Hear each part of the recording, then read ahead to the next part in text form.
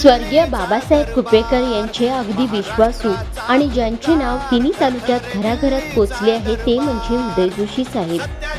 साधी राहणी पण राजकारणात मात्र प्रचंड दांडगा संपर्क.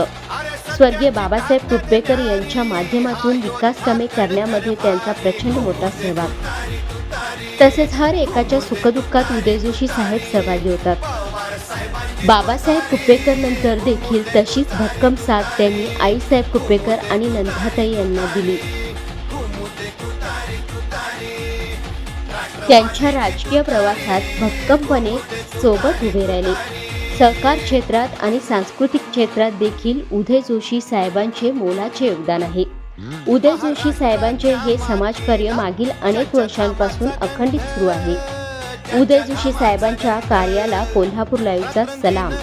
तसेच उदय जोशी साहेबांतर्फे कोल्हापूर लाईव्हच्या वर्धापन दिनानिमित्त हार्दिक शुभेच्छा.